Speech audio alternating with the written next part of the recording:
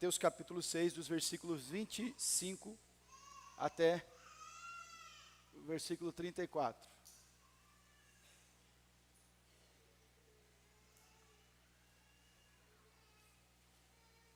Mateus 6, de 25 a 34. Se você puder, é claro, permaneça com a sua Bíblia aberta, que a gente vá lendo o que nos ensina a Escritura e tenha essa caminhada. Deus tem nos dado a graça de aprendermos com o Sermão do Monte por meses aqui em nossa igreja, eu posso dizer. Já tem meses que iniciamos. E querendo o Senhor, iremos até o final do capítulo 7, onde a gente tem o encerramento, o fechamento do Sermão do Monte. Nós tratamos sobre os tesouros dos céus, luz e trevas, os dois senhores, temas ligados à avareza, à cobiça, a mamon. E agora o nosso Senhor irá desenvolver ainda, nesse assunto, em certo aspecto, a respeito de toda a preocupação e ansiedade que nós temos em nossas vidas. Eu preciso, antes de ler o texto, lembrar-vos que é a palavra santa de Deus que está nos falando. Atente para o que Jesus está dizendo, e não para o que o mundo diz, para que os movimentos e ideologias dizem, mas para o que o nosso Senhor Jesus diz. Me aterei também e farei uma ressalva. Nós estudamos aqui um livro chamado Pecados Intocáveis. Quem acompanhou na EBD sabe. E um dos capítulos, o Jerry Bridges trata acerca do pecado da ansiedade. E ele faz uma ressalva que eu gostaria de me apropriar. Ele não está destacando naquele livro, como eu também não tenho a pretensão de fazê-lo, a tratar de problemas diagnosticados pela medicina, em que a gente não tem ingerência nesse aspecto. Entretanto, nós não podemos mascarar algumas coisas naquilo que a Bíblia diz muito claramente que nós precisamos tratar aos pés do Senhor. Além disso, entenda que existe graça de Deus sobre as nossas vidas. Quando o Senhor revela, quando o Senhor mostra, quando o Senhor expõe, quando o Senhor abre uma ferida, como diz o profeta, Ele abre a ferida para sará-la, para ligá-la. E é assim que Deus deseja fazer conosco. Pois bem, leamos a Santa Escritura. Versículo 25 de Mateus capítulo 6. Por isso vos digo, não andeis ansiosos pela vossa vida, quanto ao que haveis de comer ou beber, nem pelo vosso corpo, quanto ao que haveis de vestir. Não é a vida mais do que o alimento, e o corpo mais do que as vestes? Observai as aves dos céus, não semeiam, não colhem, nem ajuntam em celeiros. Contudo, vosso Pai Celeste as sustenta. Porventura, não valeis vós muito mais do que as aves? Qual de vós, que por ansioso que esteja, pode acrescentar um côvado ao curso da sua vida? E por que andais ansiosos quanto ao vestuário? Considerai como crescem os lírios do campo. Eles não trabalham, nem fiam. Eu, contudo, vos afirmo que nem Salomão, em toda a sua glória, se vestiu como qualquer deles. Ora, se Deus veste assim a erva do campo, que hoje existe e amanhã é lançada no forno, quanto mais a vós outros, homens de pequena fé. Portanto, não vos inquieteis dizendo, que comeremos, que beberemos, ou com que nos vestiremos? Porque os gentios é que procuram todas estas coisas. Pois vosso Pai Celeste sabe que necessitais de todas elas. Vamos juntos ao versículo 33.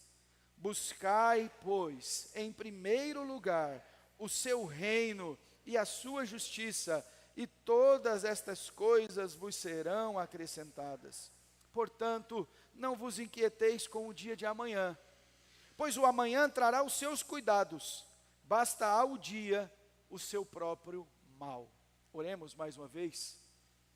Senhor, é a tua palavra, é a verdade inabalável, a despeito de épocas, interpretações, movimentos, enfermidades ou qualquer outra coisa, a tua palavra sobrepuja a qualquer um de nós. Nós te suplicamos que fales mais uma vez, então somente a verdade contida nela seja exposta aos nossos corações. Apesar de mim, um instrumento falho e limitado, apesar de nós, nulos no entendimento, se o teu Espírito não trouxer a luz, o entendimento, a graça, a percepção. Portanto, Senhor Deus, fales conosco mais uma vez, em um assunto tão oportuno, tão pertinente, que o teu Espírito fale, comunique, oriente, e coloque-nos aos pés do Senhor, arrependidos, rendidos, reconhecendo que só o Senhor é Deus, que somos falhos, miseráveis e carentes de tua misericórdia e graça. Em nome de Jesus é que oramos. Amém. Todos temos algum nível de ansiedade, de preocupação. Eu tenho e luto com isso. Hoje pela manhã eu dizia, quando um pastor prega um sermão, e se ele temer o Senhor, ele pregará primeiro a si. Ele lidará com o seu próprio coração, sendo cortado pela espada de dois gumes, que é a palavra de Deus. Este problema acomete criança, adolescente, jovens, adultos e até idosos. Faz parte da nossa finitude, da nossa limitação. Nós temos um senso de querer controlar as coisas, mas nós não podemos.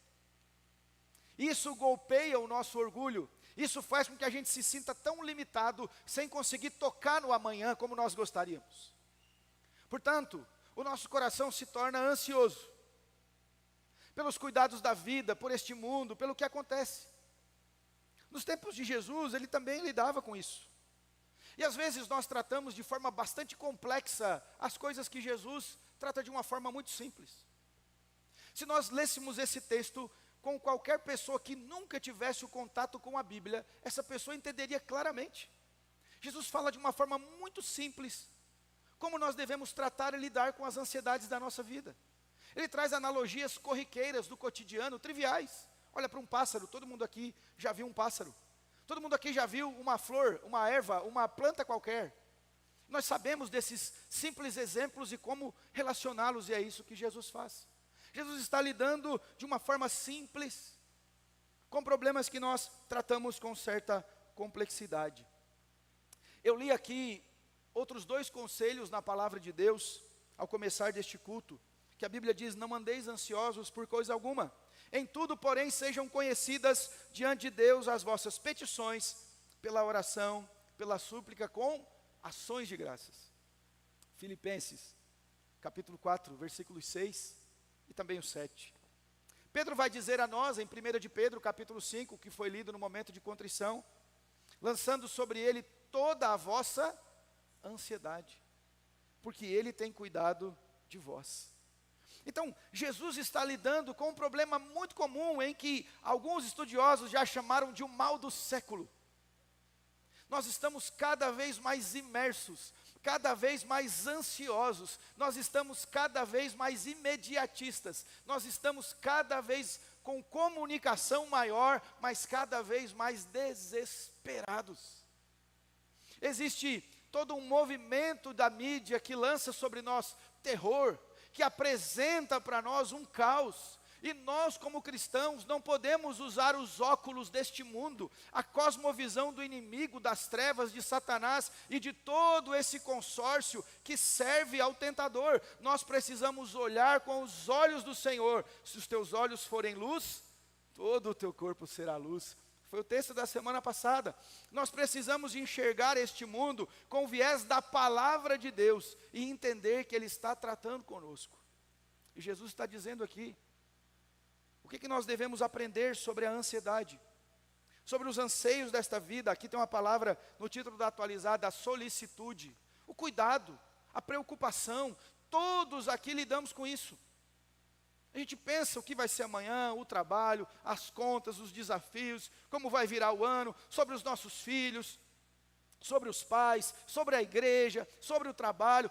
Todos nós temos preocupações, mas a preocupação em si não é um problema. O problema é quando a gente deixa de confiar em Deus, que está no controle de todas as coisas, e a preocupação toma a nossa alma, e Deus é colocado à margem, e nós somos tomados pelos anseios da vida. Jesus vai nos ensinar algumas lições aqui, que eu quero compartilhar com os irmãos, pelo menos 5 lições sobre a ansiedade. Veja comigo o versículo 25, vamos juntos? Por isso, pode ler, igreja, vamos lá. Por isso,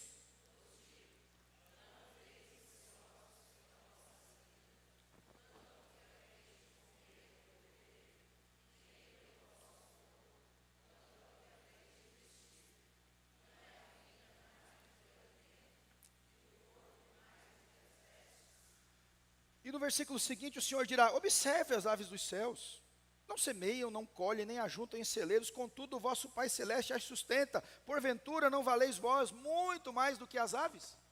Então a primeira coisa que o Senhor Jesus está ensinando para os seus discípulos, aqueles que estão aos seus pés aprendendo sobre o Evangelho, aqueles que estão recebendo a perfeita interpretação da lei de Deus, é que a ansiedade é ilógica, não faz sentido.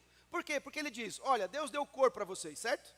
Você crê que Deus nos deu a vida, irmão? Sim ou não? Deus nos deu a vida. Então ele diz: se o Senhor deu a vida a vocês, a veste é menos importante que o corpo, sim ou não?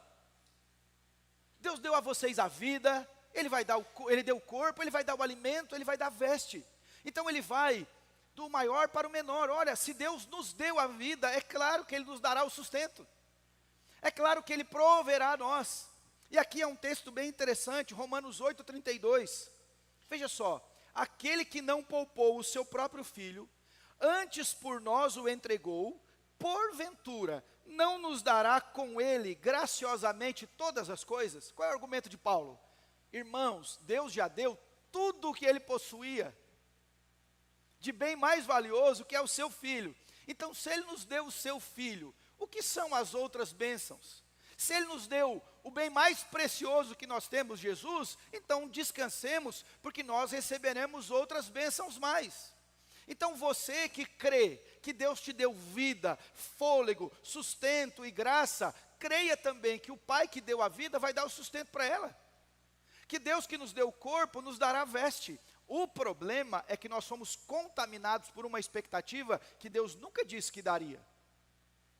Por exemplo, geralmente o judeu comum tinha duas roupas, 2 pares de vestes. Eu preguei aqui no momento em que Jesus disse: se alguém te pedir a sua túnica, reparta. Então veja, nós às vezes estamos numa expectativa distinta. O Senhor não prometeu para nós o bolo com glacê recheado de ninho com Nutella todos os dias. Ele prometeu o quê? O pão de cada dia. Mas nós estamos numa cultura muito consumista. Com rede social, então, a gente fica se autoavaliando um pelo outro. Nós não postamos os nossos perrengues, as dificuldades, nós jogamos um monte de filtro, a pessoa olha a gente e fala assim: fulano de tal está muito bem, nem ruga tem. Não sabe ele que o pessoal jogou 10 filtros em cima e de 25 fotos escolheu uma para postar. E aí isso vai gerando em nós uma percepção artificial do que é a vida. Mas o Senhor está dizendo que o Pai que provê e que cuida, provê o sustento básico. O dia a dia, o cuidado. Quantos de nós aqui, eu não vou nem dizer que são as irmãs, quantos de nós, vou usar mais o plural, já abriu o guarda-roupa, o guarda-roupa estava quase dizendo assim: por favor, deixa eu respirar, eu disse: eu não tenho nada para vestir. Já aconteceu isso? Eu não tenho. Não, você não tem para aparentar para o outro, mas para cobrir o seu corpo que Deus disse que proveria a você, você tem.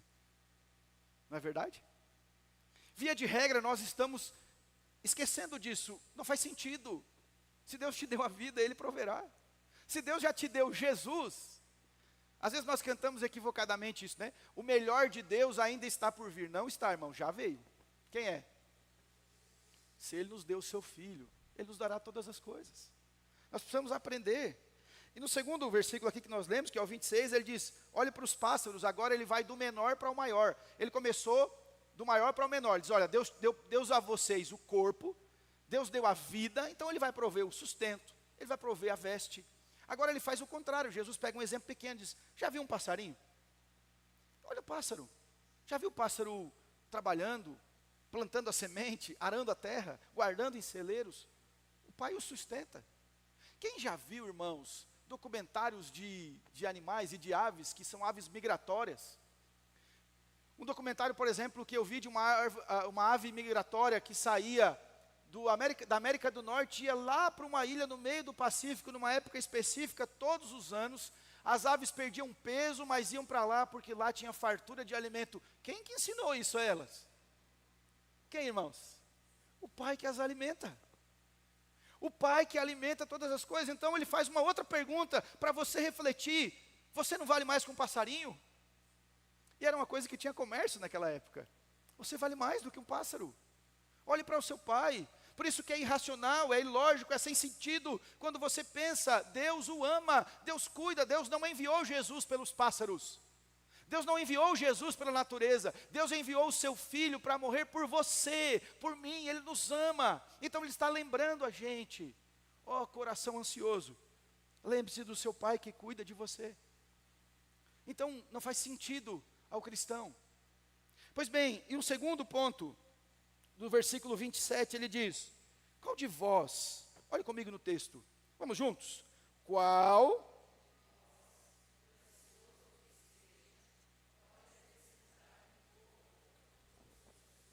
e o segundo ponto é que a ansiedade é ineficiente, é inócua, nada produz.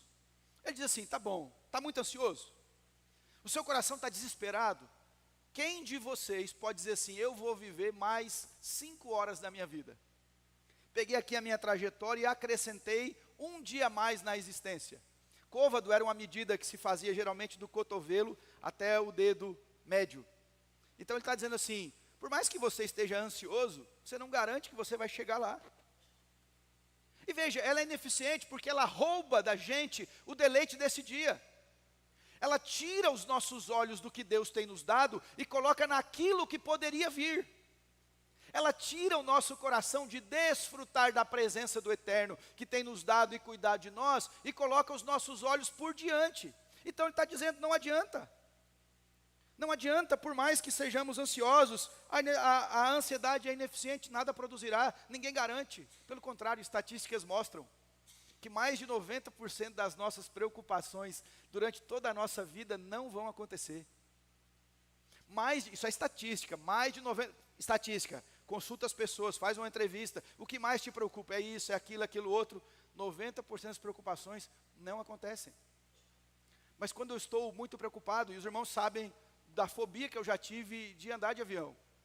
Andar não, porque quando ele está taxiando eu estou tranquilo, é coisa de voar de avião. Quantas vezes me roubou o deleite, a alegria, eu não conseguia nem comer. Eu falava para a Dani: toma meu suco e meu lanche. E aquilo me roubou o desfrute. E eu sei que você já viveu isso em algum aspecto da sua vida. Aquilo inundou tanto o seu coração, foi tão difícil para você que você perdeu o privilégio, o deleite. Veja que coisa maligna, a gente coloca os olhos adiante, ao invés de desfrutar os filhos, aqui nós estamos preocupados, o que vai ser deles? Desfrute agora. Você não tem controle. Você não tem controle sobre as coisas, você não pode. Desfrute agora, olhe para a vida. O que será do amanhã? Não sei, irmão, vamos desfrutar agora. O que será do mundo? Não sei, nós estamos reunidos em nome do Senhor para cultuá-lo, e Deus nos deu esse privilégio. Adoremos o seu nome. Veja que no versículo seguinte, ele vai dizer lá no 28, e por que andais ansiosos quanto ao vestuário? Considerai como crescem os lírios do campo, eles não trabalham e nem fiam. Eu contudo vos afirmo, olha que expressão aqui, repare aqui, irmãos, no texto, por gentileza. Por que andais ansiosos quanto ao vestuário? Nós não temos 2 túnicas, não temos o que vestir. Ele diz: considerai como crescem os lírios do campo, eles não trabalham, nem fiam.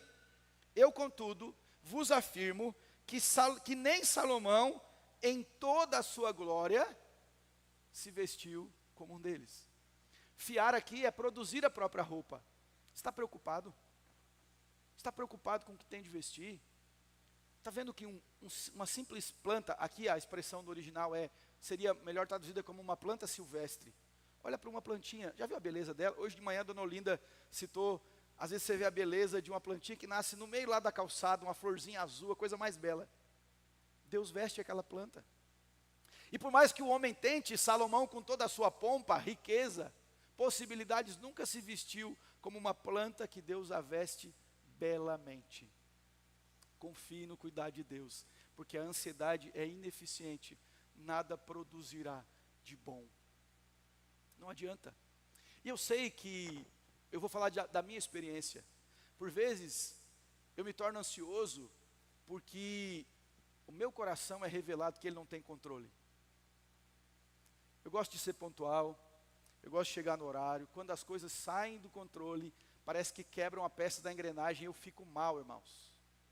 Eu tenho as coisas programadas. Se você marca comigo, por favor, não atrase para me ajudar a lidar com a minha ansiedade, tá bom? Seja comprometido, seja respeitoso. E quando a coisa sai do controle, aquilo me aperta, me constrange, eu suo frio, parece que eu perdi o controle, mas é isso mesmo. O J.R. Bridges conta no livro que ele era ansioso porque muitas palestras em outros países, em outras localidades, fora do estado dele, e aí o avião atrasa, ele ficava pensando, mas as pessoas que estão me esperando, o evento que vai acontecer, as pessoas que estão lá, e aquilo tomava ele de ansiedade, e ele começou a dizer, o meu pai está no controle. Porque Tiago vai nos alertar, quem de vocês pode dizer assim, amanhã nós vamos lá naquele lugar, nós vamos comer, nós vamos beber, vamos fazer negócio, quem pode dizer? Então, por mais que a gente esteja ansioso, eu aprendi um pouquinho com isso, dizendo, se deu errado, Deus está no controle, eu não sei do que Deus nos guardou, eu não sei do que Deus nos livrou, então Deus continua no controle. Tiago vai dizer, diga assim, se Deus quiser. Então o J.R. Bridges aprendeu, este autor daquele livro que nós estudamos aqui, que se ele não chegou a tempo, Deus tem o seu propósito, ele está no controle. Claro, irmãos, descansar em Deus não é inércia, descansar em Deus não tem a ver com ócio, não tem a ver com preguiça, não tem a ver com, eu descanso em Deus, então deito na rede, Deus vai prover, não é isso. A Bíblia diz, ó preguiçoso, vai ter com a formiga, não é isso? Está lá. Então a gente faz o que nos é cabível, mas ao mesmo tempo descansa, porque nós não temos o domínio de nada. Você, certamente como pai, tem se esforçado para educar os seus filhos no melhor possível, para conduzi-los, para que eles sejam pessoas honrosas, tementes a Deus, mas nós temos o controle disso. Então, no que me cabe eu farei, mas, vírgula, Deus está no controle. É isso que ele está dizendo, é ineficiente a gente lutar, se debater e entender que no fim das contas, nós não temos poder nenhum. Nós não temos o domínio nenhum. Irmãos, você não é Deus. Você não é Cristo, você não é Messias. Você é um ser humano, um pedaço de barro, que Deus por sua misericórdia te abençoa. Mas descanse e humilhe o seu coração. Nós não lemos isso? Humilhai-vos, portanto, sob a poderosa mão de Deus.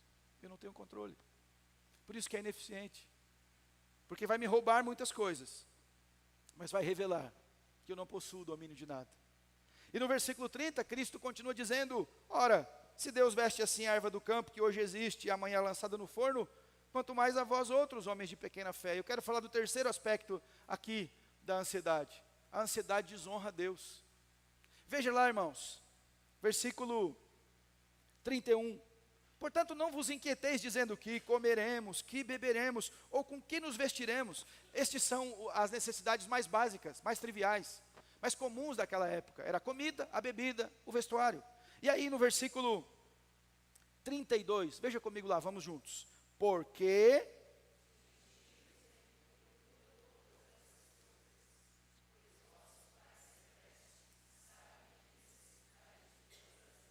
sabe o que é o sinônimo de gentil aqui? Povo que não conhece a Deus. Algumas expressões religiosas chamam de pagãos. É como se Jesus diz, meus discípulos, quem lida com isso, quem vive se preocupando, são aqueles que não conhecem Deus. Por isso que se você vive inquieto pelo amanhã, você vive preocupado, você está lidando como uma pessoa que não conhece Deus, que não conhece o seu Pai. Leia uma biografia, recomendarei, George Miller, um homem de Deus, um homem de oração. Eu não vou chutar aqui, mas ele leu dezenas de vezes a Bíblia de joelho. Ele cuidou de mais de 10 mil crianças na Inglaterra, nos orfanatos. E um dia não tinha mais alimento para as crianças. Em 2 episódios que narra a sua biografia, um de pão e outro de leite. Um dia ele colocou todas as crianças no café da manhã sentadas, com os pratos vazios. E ele disse, crianças, vocês têm que tomar café rapidamente, para que não se atrasem para a escola. Mas não havia pão. E todo mundo ficou olhando para ele, mas aquele homem conhecia Deus. E o relato da sua biografia é que por anos ele cuidou dos orfanatos sem pedir um centavo a ninguém. Ele ia para o secreto e sabia que Deus sustentava o seu ministério, aquele trabalho, com base no salmo que ele dizia: Deus é pai dos órfãos. Enquanto ele falava isso, as crianças batem à porta do orfanato.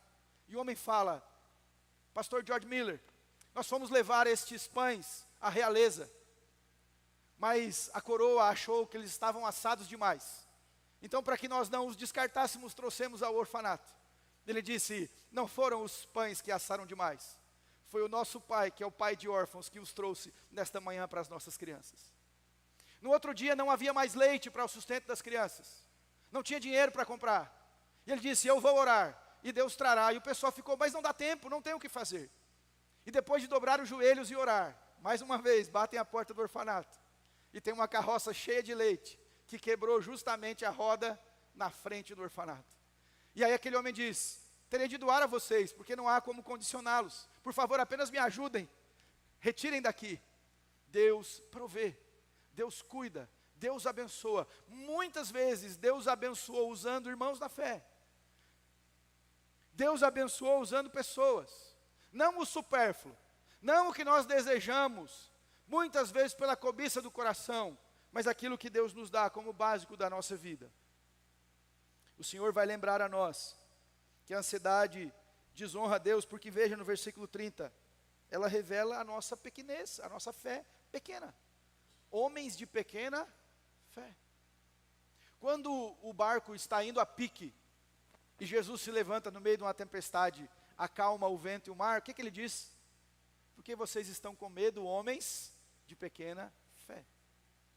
E esse texto é muito confrontador a mim, porque eu achava que a minha fé era pequena, mas eu descobri que ela é muito mais minúscula do que eu presumia.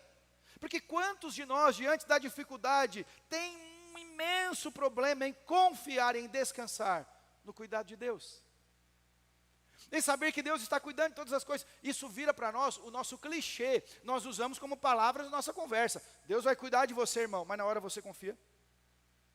Você vai para o secreto e sabe que Deus proverá, que Deus cuidará, que Deus estará no domínio de todas as coisas. Sempre que o avião balança, eu estou lá em cima, eu penso na minha mente assim, uma mão gigante, Deus segurando. Falei: está nas tuas mãos, Senhor. Louvado seja Deus. E é assim. Deus está cuidando de todas as coisas. Olha o que ele diz: não seja inquieto, versículo 31. O que é inquietação? Sua alma não descansa. Não vos inquieteis, dizendo: o que comeremos, o que beberemos, o que vestiremos, vai ser o fim do mundo, e agora? A bomba, isso, aquilo outro. Sabia, irmãos, que, em suma, muitas das nossas preocupações se resumem em uma palavra: medo da morte. Porque o cristão, ele descansa em Deus. Vários escritores já disseram: o que a morte pode fazer a um cristão? Levá-lo para casa, devolvê-lo ao seu pai. Então, veja que algumas das coisas, e eu fui falar com um pastor sobre o meu medo de voar, e ele disse um dia: Renato, precisamos entender, o seu medo é da fobia do avião, ou você tem medo da morte? Eu falei: não tenho medo de morrer, eu tenho medo de morrer caindo. Mas não é isso? Por que a gente tem medo de bomba atômica? Eu não tenho controle nenhum, irmãos, eu não vou conseguir convencer o Putin a mudar de ideia. O que ele pode fazer conosco? Acabou, irmãos, vamos para o céu. Veja que às vezes a gente deixa muito complexo, como eu disse, uma coisa que é simples. É claro que ninguém está buscando aqui, mas se o Senhor quiser, que poder nós temos? Que domínio nós temos sobre a nossa vida? Que garantia nós temos sobre um passo mais? O que nós temos que ter? Um coração convicto em Deus, uma segurança. Que segurança, não é isso? Tenho em Jesus, é isso. É só isso. As inquietações, coloque-as aos pés de Jesus. E veja que o Senhor está dizendo que inquietação é falta de fé. Não é eu que estou dizendo, é Jesus. Homens de pequena fé inquietos. O que acontece? O que vai ser? Como vai? Deus está no controle. Descanse no Senhor. Veja aqui no versículo 32, o Senhor está dizendo: porque os gentios, então leia-se como gente que não conhece a Deus. Gente que não conhece a Deus é que procuram estas coisas. Então, este anseio exacerbado é característico de gente que não confia em Deus, que não conhece Deus. Ele vai dizer, porque o vosso Pai Celeste sabe que necessitais de todas elas. Senhor, o Senhor sabe que nós precisamos. O Senhor sabe do que a gente precisa. Vocês já viram uma história? Eu vi esse testemunho há muito tempo atrás, eu não sei se é uma história ou se é uma história, mas vamos lidar como uma história, como uma invenção, como uma ilustração. Havia uma mulher muito pobre, uma senhora piedosa. Ela servia a Deus. E ela estava passando por imensa dificuldade, não tinha mais o que comer. Não havia mais recurso. Sabe aquela viúva pobre que o Senhor sustentou? Então, a semelhança desta. Ela não tinha mais suprimento nenhum para sua casa. E os seus vizinhos começaram a perceber a dificuldade. As pessoas, ela sempre dizia, eu descanso em Deus, Deus me dará, Deus cuidará de mim. E um dia, um homem, que ao invés de servir a Deus, servia às trevas, servia ao diabo, olhou aquela mulher e ela orando, próximo ao supermercado, Deus me dará a provisão. Ele disse, eu vou pregar uma peça nessa mulher. Fez uma compra, procurou o endereço dela e foi levar a ela. E entregou toda a compra, ela disse, louvado seja Deus, aleluia, Deus provê, Deus dá, bendito seja o nome do Senhor, oh, o Deus que eu orei me deu, aleluia. E ele dizendo, vai chegar a hora que eu vou constrangê-la. Depois de entregar tudo, guardar as compras, perguntou a ela, a senhora está feliz? Claro, meu filho, Deus me deu a provisão, Deus abençoou, Deus me trouxe, Deus respondeu a minha oração, porque Deus é aquele que provê, Deus é aquele que cuida, eu esperei nele e ele me abençoou. E aquele homem disse assim, de forma pretensiosa e arrogante, mas devo informar a senhora que eu não sirvo a Deus, eu sirvo ao diabo, e foi ele quem mandou eu trazer para a senhora. Ela disse bem alto, aleluia, louvado seja Deus. E ele ficou espantado, mas como assim? Ela falou, meu filho, Deus é tão maravilhoso que quando Ele manda até o diabo obedece, louvado seja Deus. E a provisão chegou. Mas não é assim, irmãos? Deus muitas vezes não usou povos inimigos para prover ao povo de Deus. Deus faz isso, irmãos. Deus abençoa, Deus realiza. Deus faz, é o nosso Deus. Não desonre a Deus, deixando de confiar, de descansar na providência dEle. Por último, ou penúltimo, versículo 34. Portanto, não vos inquieteis com o dia de amanhã. Quem nunca se inquietou com o dia de amanhã aqui, levante a mão. Pois o amanhã trará os seus cuidados, basta o dia o seu próprio mal. Outra verdade que nós aprendemos, a ansiedade nos sobrecarrega. Olha o que Jesus está dizendo, se você não tem o controle do amanhã, não se preocupe com ele. Se o pai de vocês está cuidando de vocês, é muito difícil nós encontrarmos os nossos filhos pequenos preocupados. Eu nunca vi o Bernardo no canto da sala brincando com o carrinho pensando, e a conta de luz, hein, Senhor, e agora? Por quê? Por quê? Porque ele sabe que os pais estão cuidando. Ele nunca diz assim, está faltando alguma coisa, papai, tem que comprar. E é engraçado até que eles falam assim, papai, tem um brinquedo. Eu falo, não tem como comprar. Não, mas passa o cartão. Eles acham que o cartão é mágico, né? Mas por quê? Porque eles confiam nos pais. Você tem um pai. Você tem um pai que cuida de você. Olha o que ele está dizendo. Não vos inquieteis com o dia de amanhã. Você não tem controle. Está revelando que a gente é limitado. Então, pense sobre isso. Esse texto também lida com as minhas limitações. Eu não tenho controle. Nós não sabemos, por isso que eu uso sempre a expressão, irmãos, estaremos aqui à noite, se Deus quiser. Amanhã, próxima semana, se Deus quiser. Nós não sabemos. Então veja, não adianta a gente estar sobrecarregados com essa inquietação do amanhã, pois o amanhã vai ter os seus cuidados. Basta a cada dia o seu próprio mal. Amanhã vai vir. Amanhã virá as dificuldades, mas nós não sabemos quais são. Desfrutemos o hoje. Não permita que isso sobrecarregue a sua alma. Tire de você o deleite. Eu já muitas vezes dobrei o joelho para orar, a minha mente estava a 200 por hora. Então as preocupações, veja que coisa carnal e até diabólica. Porque eu estava para orar justamente pelas preocupações que estavam na minha mente.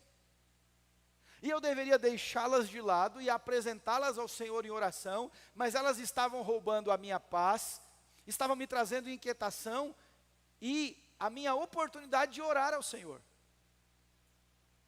Dizem que Lutero, quando ele tinha um dia mais cheio, ele orava 2 horas a mais.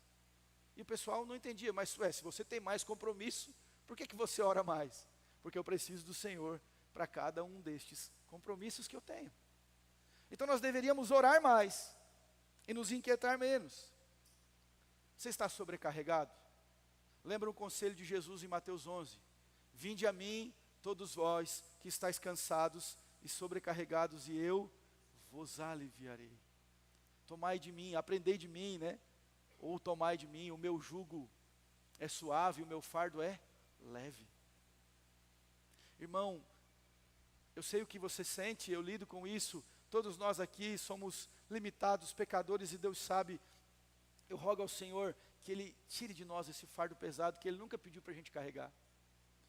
Esse fardo que nós estamos querendo dar uma de controladores das coisas, dominadores de tudo. Que nós descansemos no Senhor, Ele é o dono de todas as coisas. O texto que nós lemos nos ensina a lançar as ansiedades e a apresentar as súplicas, as petições. Por último, irmãos, e o ápice desse texto aqui, versículo 33. Buscai, pois, em primeiro lugar o seu reino, a sua justiça, e todas estas coisas vos serão acrescentadas. E sabe o que Jesus está dizendo? Que a ansiedade nos desvia do que realmente é importante. Porque os discípulos não devem estar preocupados com roupa, com comida, com bebida. O que eles devem estar preocupados? Em buscar o reino de Deus e a sua justiça. E lembre-se que nós estamos num bloco de ensino de Jesus. E nós aprendemos lá nas bem-aventuranças que justiça é o desejo de santidade. É um anseio espiritual. Então ele está dizendo, busque primeiro se parecer com Deus. Busque as coisas de Deus. Tenha como prioridades e preocupações, e anseio, e busca, e desejo, coisas espirituais, porque essas coisas triviais Deus dará. Mas os gentios estão preocupados com roupa, vestimento, você não. Você precisa se preocupar e se parecer com Jesus. Perceba que muitas vezes nós choramos porque nós não temos coisas. E essa é uma frase de Paul Washer. Ele diz, eu não choro porque eu não tenho coisas. Eu choro porque eu não me pareço com Jesus. Eu não choro porque eu não tenho um carro do ano. Eu choro porque os meus pecados estão em mim. Eu queria ser livre deles. Quantas e boa parte das angústias da igreja como um todo não é espiritual. Não deu certo, não consegui aquilo, veja só, não tem aquilo outro. Meu irmão, você está chorando por não se parecer com Cristo. Você está preocupado em ter 2 vestidos novos, irmãs? Ou você está preocupado em estar com Jesus? E quando Ele chamar, vinde benditos, Ele dizer, eu vos conheço. Você está preocupado, irmão, em ser bem-sucedido, ou ter o seu nome nos céus? Estar com Cristo Jesus, o nosso Deus. Veja o que o Senhor está dizendo, vocês não têm os mesmos anseios. Ah, pastor, então está dizendo que eu não tenho que trabalhar segunda-feira, você não entendeu nada. A palavra de Deus diz, você deve fazer, mas qual é a sua prioridade? Revela o nosso coração, porque a gente chora muito mais por coisas materiais do que coisas espirituais. A gente não se talvez nós nos choquemos mais quando alguém perde alguma coisa materialmente, do que a gente falar assim, aquele irmão está abandonando o Senhor. É assim mesmo, é a vida. O irmão perdeu o carro, misericórdia. A gente deveria ter preocupação espiritual. Olha o que ele está dizendo. Em primeiro lugar, o reino de Deus e a sua justiça. As coisas demais vão ser acrescentadas? Vão ser. Veja, não é luxo, não é supérfluo, mas o sustento Deus dará. Irmãos, nós batemos cabeça que nós estamos atrás das bênçãos, ao invés do abençoador. A Bíblia diz, aos seus amados Ele dá enquanto... É a Bíblia. A mesma Bíblia que diz que Jesus morreu, ressuscitou, está dizendo que em vão será levantar cedo, trabalhar, correr atrás, correr, fazer. Salomão diz assim, é como correr atrás do vento.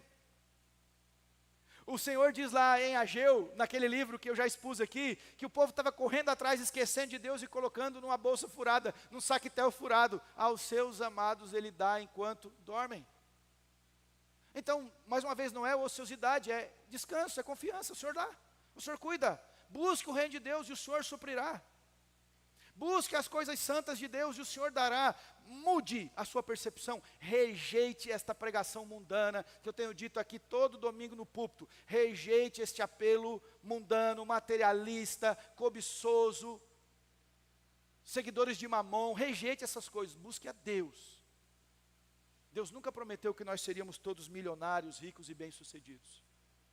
Mas o Senhor nos promete em Jesus nos dar com Ele todas as bênçãos. Nós precisamos mudar o nosso coração. Nossa preocupação deve ser com santidade, com coisas espirituais. Jesus prometeu para nós, na sua palavra, o pão do céu, o pão vivo que desceu do céu, as bênçãos, e nós estamos preocupados mais com a fartura de pão de cada dia. Que o Senhor nos ajude a lidar. Quando a gente estiver diante da ansiedade, fale a ela, quais são as minhas expectativas, quais são as minhas prioridades, o que eu tenho buscado na minha vida. Nós deveríamos fazer essa pergunta a todo cristão no aconselhamento. Irmão, você está cumprindo Mateus 6,33? Você está preocupado com tantas coisas, tantas coisas, tantas coisas. Lembra a história de Marta e Maria? Se preocupa com tantas coisas. Calma. Senta aos pés aqui do Senhor, ouve o que Ele tem a dizer. Porque isso que ela está recebendo, ninguém vai tirar dela. Sente, ouça, descanse. Conclusão, irmãos. Eu quero convidar você a refletir juntamente comigo, a fazer um raio-x do seu coração e das suas ansiedades. Dê nome a elas. Eu sei onde eu lido. Eu acabei de confessar aqui, hoje foi meio confissão pública. Onde que mexe comigo, onde lida, onde que me tira do trilho, do norte. Isso mexe com o meu coração. Então quando você nomeia, e a Bíblia diz isso para nós, não fique usando de forma genérica, dê nome aos pecados. Fale assim, eu sou soberbo, eu quero ter controle. Fale, é aqui que eu sou ansioso. Eu tenho preocupação nesse aspecto, é aqui que eu me perco. Fale, dê nome. Por quê? Porque quando você for orar, você consegue identificar melhor. E você sabe também como lida. Porque essas investigações no seu coração irão ajudá-lo a aplicar a palavra de Deus sobre isso. Porque você antecipa as situações. Respiro fundo, lido, penso a respeito, Senhor, é a Tua palavra, confio em Ti. Ó, Senhor, me perdoa, eu quero controlar as coisas, mas o Senhor está no controle. Você antecipou e lidou à luz da palavra de Deus com essas coisas. Jogue a Bíblia sobre isso. Lance luz do Evangelho sobre essas coisas. Um segundo conselho que é muito simples, você já ouviu inúmeras vezes, mas ele continua sendo verdadeiro. Combata a ansiedade com oração. Ore, ore mais. É simples, mas é a verdade. Não há rodeios. Não há outras receitas. Ore, ore mais, ore mais, ore mais. Eu nunca vi um cristão que ficou 1 hora em oração se levantar reclamando e murmurando de Deus. Ele se levanta quebrado, humilde, desejando mais das coisas de Deus. Terceiro, encha-se da Bíblia. Quanto mais da Escritura nós tivermos no coração, mais nós temos aprendido isso na EBD, mais nós vamos ter para aplicar a palavra de Deus. Quarto, avalie se o seu coração não está ansioso e na expectativa de coisas que Deus nunca prometeu. O Senhor prometeu pão, não um banquete. O Senhor prometeu a provisão, o vestuário, não a melhor roupa, a melhor grife, não o tênis do momento. O Senhor prometeu a companhia, o cuidado, mas que não nos livraria de aflições. Eu não os peço que tires do mundo, mas que os livre do mal. No mundo tereis aflições, mas tende bom ânimo. Eu venci o mundo. E se você se sente constrangido de ouvir o que acabei de pregar, saiba que o Senhor conhece o seu coração e como se compadece de mim, Ele se compadece de você. O Senhor olha um dia para uma multidão e as vê aflitas como ovelhas que não têm pastor. E o que Ele sente delas? Compaixão. Compadeceu-se delas porque eram ovelhas sem pastor. O Senhor se compadece de nós. O Senhor sabe, o Senhor conhece. Então o que nós estamos ouvindo é para que apliquemos a palavra de Deus ao nosso coração. E não que a gente se desespere dizendo, eu estou condenado. Não, Deus está falando para restaurar-nos. Para lidarmos com a palavra ou com as situações de acordo com a sua palavra, lembrando que nós servimos a um Cristo compassivo, nós servimos a um Cristo amoroso, nós servimos a um Cristo que conhece a nossa estrutura e sabe que nós somos pó. E quinto e último, não dê codinomes e alcunhas para os seus pecados. Cuidado. Nossa geração tem errado muito, porque nós já não chamamos pecado pelo seu nome. E se nós não chamamos pecado pelo seu nome, nós deixaremos de enunciá-los e até de denunciá-los. Nós precisamos dizer, isto é pecado. Isto está atestando que não tenho confiado em Deus. Isto está revelando ao meu coração o quanto eu sou apegado a estas coisas. Você que sabe, Deus é que sabe.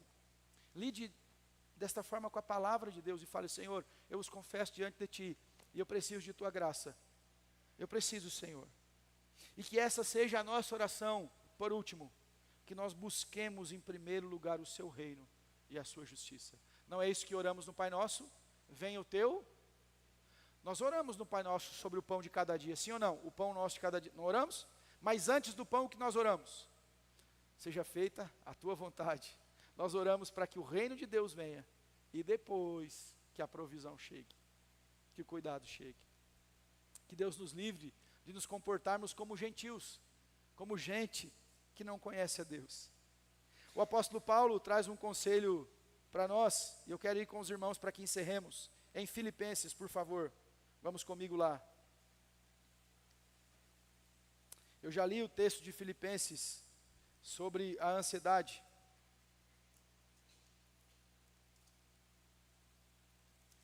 Mas eu quero ler